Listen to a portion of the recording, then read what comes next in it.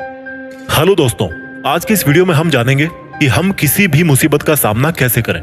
देखिए, मुसीबतें हमारे जीवन का बहुत जरूरी हिस्सा होती हैं और जब भी आपकी लाइफ में कोई मुसीबत आती है और अगर आप किसी से भी सलाह मांगते हो तो आपको हर कोई यही बोलता है कि मुसीबतों का सामना करना सीखो।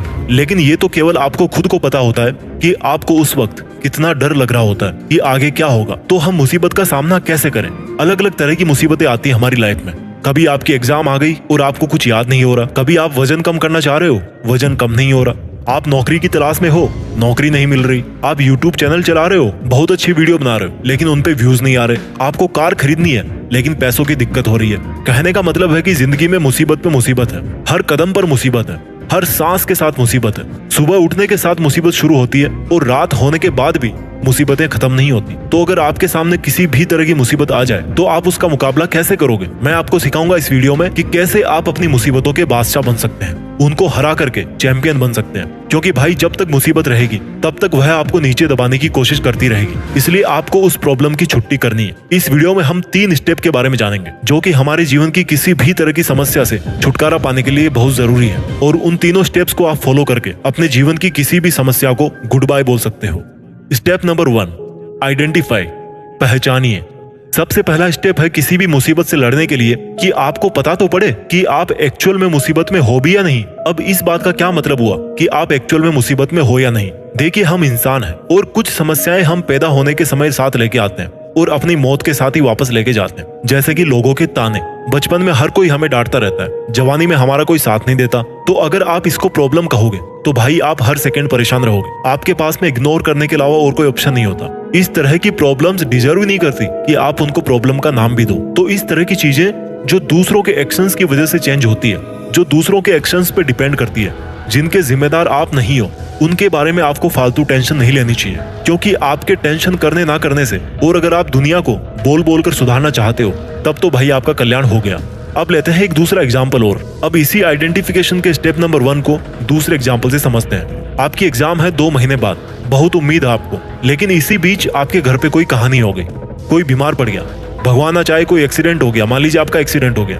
तो इसको आप अपनी समस्याओं में कंसिडर कर सकते हो, क्योंकि अब जो आप कदम उठाओगे, अब आप जिस तरह से अपनी एग्जाम की स्ट्रेटेजी अपनाओगे उसके बेस पे आपका रिजल्ट बदलने वाला है। तो सबसे पहले आपको ये पहचानना होगा कि आप जिस वजह से परेशान हो रहे हो, क्या आप उसको कंट्रोल कर सकते हो? अगर कर सकते हो तो हम सेकंड स्टेप पे बढ़ेंगे। और वो समस्या अगर किसी और की वजह से है, कोई और उसको कंट्रोल कर रहा है, आपके टेंशन करने या नहीं करने से उस पर कोई असर नहीं पड़ रहा, तो भाई आप किसकी गारंटी लोगे? अपने काम पे ध्यान दो, ये सोचकर कि ये प्रॉब्लम तो मेरे मरने पे ही खत्म होगी, अब मेरे हाथ में केवल इतना है कि मुझे काम करना है या नहीं करना है। और मैं गारंटी लेता हूँ कि इस आइडेंटिफिकेशन के पहले स्टेप में आपकी आधी से ज्यादा मुसीबतें वहीं पे खत्म हो जाएगी। क्योंकि अगर आप ध्यान से सोचोगे तो वो प्रॉब्लम आपके साथ में नहीं है, वो प्रॉब्लम किसी और के साथ है। हाँ, मानता हूँ कि आप उससे अफेक्ट हो रहे हो, बट अफेक्ट होना this is again your choice. कैसे है आपकी चॉइस? मुझे ये बताओ, कोई अगर आपको बोल रहा है कि तू तो कुएं में गिरने के लायक है, तो क्या आप कभी ऐसा सोचोगे कि यार मैं कूदूं या ना कूदूं? क्या आप उस बात को कंसिडर करोगे? भाई क्यों कूदोगे यार आप कुएं में? ये आपकी चॉइस हुई कि नहीं हुई? तो ये जो दूसरे लोगों की जुबान की वजह से जो समस्याएं हो रही है ना, वो आपकी समस्या नहीं है, वो किसी और की समस्या है। इसलिए उनकी समस्या उनको मुबारक हो, आप केवल अपने काम पे ध्यान दो। ठीक है, तो पहले स्टेप में हमने डिटेल से सीखा कि कैसे प्रॉब्लम को आइडेंटिफाई करना है, किसको खुद की मुसीबत बोलना है और किसको दूसरों की मुसीबत बोलना है। अब बढ़ते हैं स्टेप नंबर 2 की तरफ। स्टेप नंबर 2, एक्सेप्टेंस, स्वीकारना। जब आपको पता लग गया कि अब अगर मैं कुछ नहीं करूंगा तो फिर फ्यूचर में मुझे कुछ या तो कम मिलेगा या फिर मेरा नुकसान हो सकता है, और इस नुकसान को मैं कोई स्टेप उठा करके या तो खत्म कर सकता हूँ या फिर कम कर सकता हूँ, और मेरा इंटरफियरेंस इस प्रॉब्लम में बहुत ज्यादा जरूरी है। तो अगर ऐसा है तो खुले दिल से दोनों हाथ फैला के उस मुसीबत को अपनी मुसीबत बना लीजिए, उस प्रॉब्लम को अपनी प्रॉब्लम स्वीकार कर लीजिए, और जब वो प्रॉब्लम आपसे गले मिले तो उसके कान में चुपके से बोलो कि तू तो अपनी प्रॉब्लम है यार, तुझे तो प्यार से देखेंगे। देखिए, ये जीवन जीने का तरीका है, ये जीवन जीने का अंदाज है। अगर आपके सामने कोई चैलेंज आ रहा है तो आप खुले दिल से मुस्कुरा करके उसको स्वीकार कीजिए, क्योंकि जिस दिन वो मुसीबत आपसे वापस जाएगी, आपसे दूर जाएगी, उस दिन आप अपने आप को आज की तुलना में बहुत ज्यादा बेहतर पाओगे।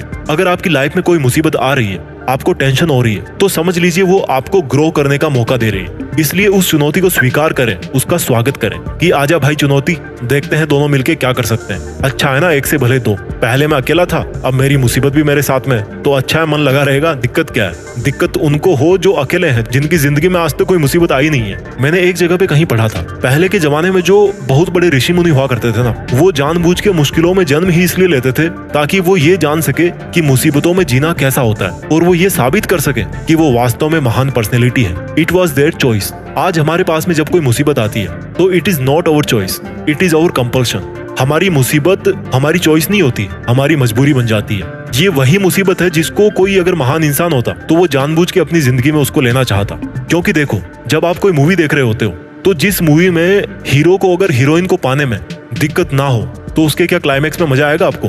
बिल्कुल नहीं आएगा। Sometimes we have the problem and we do not have any other option rather than accepting the challenge. 2 step हमने सीख लिए अभी तक। पहला स्टेप था आइडेंटिफाई कीजिए कि जिसके बारे में आप टेंशन कर रहे हो वो आपकी टेंशन है या किसी और की। और दूसरा स्टेप ये है कि अगर उस मुसीबत को आप अपने एक्शन से बदल सकते हो तो खुल के गले लगाइए उस मुसीबत को। बात करते हैं स्टेप नंबर 3 की। Step number 3, action. कुछ कीजिए। आपने प्रॉब्लम आइडेंटिफाई कर ली, उसको एक्सेप्ट भी कर लिया, अब टाइम है एक्शन का। आपको कैसे उस मुसीबत से गुजरना है, आपको कैसे उस मुसीबत से पीछा छुड़ाना है। देखिए दोस्तों, मुसीबतें या तो तोड़ जाती है या फिर जोड़ जाती है। अधिकतर आपकी जो मुसीबतें है ना, उसका एक एक्सपायरी टाइम होता है। एक्सपायरी टाइम का मतलब है जिस तरह से हम दवाइयां लेते हैं, मेडिकल की दवाइयां लेते हैं, तो हर दवा पे एक एक्सपायरी डेट आती है, उसके बाद में वो मेडिसिन किसी काम की नहीं बचती। तो इसी तरह से हर समस्या का भी एक एक्सपायरी टाइम होता है। बहुत सारी समस्याएं ऐसी होती है जो समय के साथ अपने आप खत्म हो जाती है। उनको खत्म होना ही पड़ता है क्योंकि आप ऑलरेडी उन पर काम कर रहे होते हो। इसलिए आपको आज जो काम कर रहे हो वो करते रहना चाहिए। जैसे मान लो आपके पास में पैसे नहीं है, आपके दोस्त आप पे रोब झाड़ते हैं कि देख तेरे पास तो कुछ भी नहीं है और मेरे पास ये 300 सीसी की बाइक है। और मान लो आप स्टूडेंट हो, तो आपके पास में क्या ऑप्शन है? आप लोन लेने की सोचोगे या जो आप काम कर रहे हो, जो पढ़ाई आप कर रहे हो, उसी को कंटिन्यू रखना चाहोगे? ऑब्वियस ही बात है यार। अगर आप चैलेंज को एक्सेप्ट करके अपनी पढ़ाई जारी रखोगे पूरी ईमानदारी और डेडिकेशन के साथ, तो एक दिन आपकी भी जॉब लगी जाएगी ना। उस बंदे के पास में तो उसके बाप के पैसों की बाइक थी, आपके पास तो अपने खुद के पैसों की कार होगी। तो आपने इस प्रॉब्लम को सोल्व कैसे किया? आपने कुछ नहीं किया। आप जो अपना काम कर रहे थे वो काम करते रहे और प्रॉब्लम अपने आप समय आने पे एक्सपायर हो गई। अगर आप उस दिन से लेकर के आज तक इसी टेंशन में बैठे रहते कि मेरे पास में बाइक नहीं है, मेरे पिताजी गरीब है, तो हो सकता है आज भी आप वैसे ही बैठे रहते। अब इनके अलावा बहुत सारी समस्याएं ऐसी होती है जिनको आपको निपटाना जरूरी होता है, उनमें आपको इंटरफियर करना पड़ता है। उन मुसीबतों को आपके डिसीजन की डिमांड होती है, आपको कुछ एडिशनल एक्शन लेना पड़ता है। आपके पास में उस वक्त कुछ ऑप्शंस होते हैं जिनमें से कोई एक आपको चूज करना पड़ता है। जैसे मान लीजिए आप शादीशुदा है, आपकी शादी के 2 साल तक सब कुछ ठीक रहा, अब 2 साल होने के बाद में आप दोनों की थॉट्स में डिफरेंस आना शुरू हो गया, एक्सपेक्टेशंस चेंज होने लगी, डिमांड्स चेंज होने लगी, छोटी छोटी बात पे प्रॉब्लम हो रही है, लड़ाई हो रही है, तमाशा हो रहा है। तो क्या आप इस मुसीबत को ऐसे ही छोड़ दोगे?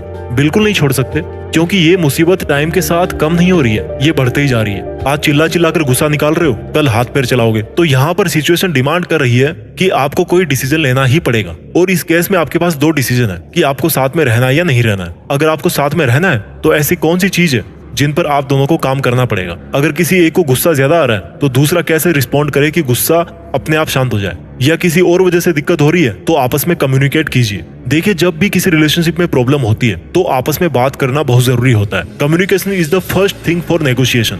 जब आपको किसी कंक्लूजन पे पहुंचना होता है तब आपको बातचीत करना बहुत जरूरी होता है। आपको बात करना ही पड़ेगा। और अगर आपको लग रहा है कि सब कुछ करके देख लिया फिर भी बात नहीं बन रही है, then you have the different choice. Decision लीजिए। जब मुसीबत हमारे पाले में होती है ना, देन इट्स आवर चॉइस कि हमें उस मुसीबत में रहना है या नहीं रहना है। अगर नहीं रहना तो स्टेप उठाइए, अगर रहना है then again it's your choice. तो प्रॉब्लम से निपटने का तीसरा स्टेप है एक्शन लीजिए। पहला स्टेप था आइडेंटिफाई कीजिए, दूसरा था एक्सेप्ट कीजिए और तीसरा स्टेप है एक्शन लीजिए।